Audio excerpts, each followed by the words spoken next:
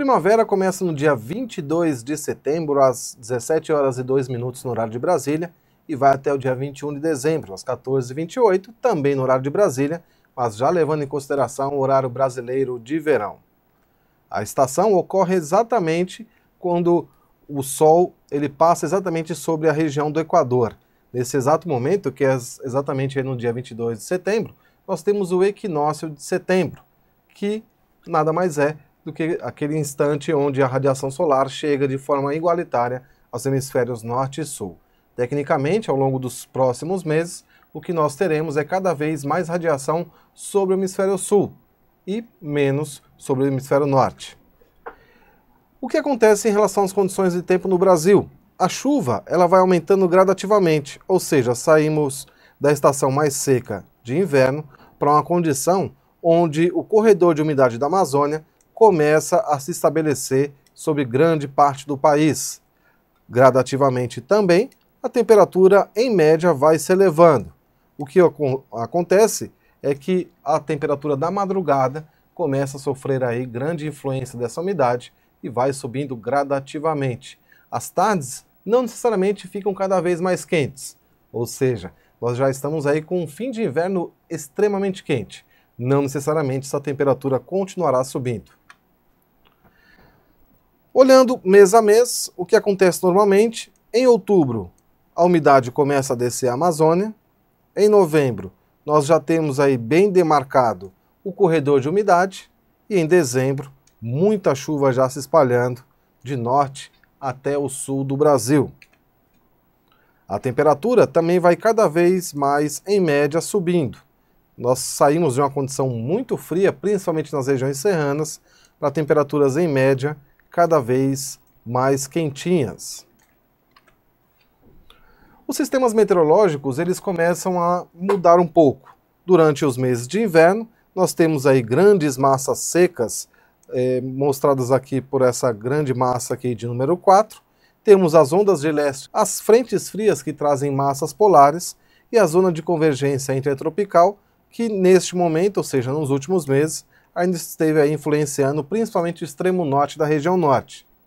Nos próximos meses, o que a gente tem é exatamente um fluxo contrário. As frentes frias continuam passando, mas ao invés das massas polares predominarem, o que predomina é o ar quente e úmido que desce da Amazônia, primeiramente para o centro-oeste e depois se espalha para o sudeste, parte da região sul, norte e também parte do nordeste. Quais são as causas e os efeitos da primavera? Gradativamente vai diminuindo as condições de inverno, ou seja, deixa de ter nevoeiro, névoa, as queimadas vão cada vez mais diminuindo à medida que a umidade relativa do ar aumenta e a chuva vai aumentando, principalmente aí sobre a região do Cerrado, a secura do ar vai diminuindo, só que nós temos uma situação que é inversa. Na faixa leste do Nordeste a chuva vai diminuindo gradativamente. Ou seja, em média, diminuem as condições de inverno e aumentam as condições de verão. Por isso que a primavera é tida aí como uma estação de transição.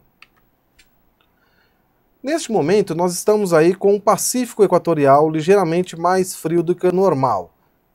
Na região central, a temperatura está abaixo de menos 0,5, está em 0,6 graus negativos. Não dá para dizer que é laninha, pois para que haja a laninha, essa temperatura abaixo de menos meio deve persistir por pelo menos 3 trimestres móveis consecutivos. Possivelmente, não é isso que vai acontecer, conforme a gente pode verificar aqui nos modelos oceânicos.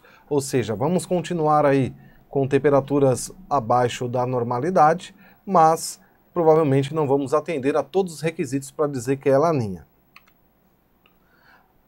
A previsão para o próximo trimestre é a seguinte: depois de um setembro muito quente, muito seco, depois de até mesmo a segunda quinzena de agosto muito seca, a chuva volta a se estabelecer durante esse mês de outubro em grande parte do Brasil. Volta a chover inclusive com forte intensidade no centro-oeste, no sudeste, no estado do Paraná e em alguns momentos mais pela segunda quinzena, inclusive no Tocantins e Bahia. Ótimas notícias para o pessoal da agricultura, estão esperando essa chuva aí para a semeadura da safra 2017/18. Durante o mês de novembro, a chuva diminui bastante sobre a região sul, mas deve persistir sobre as demais regiões. Nós podemos ter aí alguns momentos com muito calor e chuva irregular em Mato Grosso do Sul e também no estado de São Paulo. Durante o mês de dezembro, possivelmente já teremos a formação de um fenômeno muito típico de verão, a zona de convergência do Atlântico Sul. Ela deve se alinhar desde o estado do Amazonas, passando por Mato Grosso, Goiás e grande parte da região sudeste, com exceção do centro-sul e parte oeste do estado de São Paulo. O sul, pelo segundo mês consecutivo, pode ter aí pouca chuva. Em relação à temperatura, com o retorno da chuva em outubro, ela deve sofrer um ligeiro declínio, longe de pensar em frio. Nós devemos ter madrugadas mais quentinhas, mas tardes não tão quentes quanto foram aí as de setembro. Em novembro, com o predomínio de bastante chuva no centro-norte do Brasil, podemos ter aí temperaturas ligeiramente abaixo da média, mas de São Paulo para baixo, muito próximo da normalidade. E em dezembro volta a fazer muito calor, especialmente na região norte e nordeste, em Mato Grosso do Sul e também no estado de São Paulo.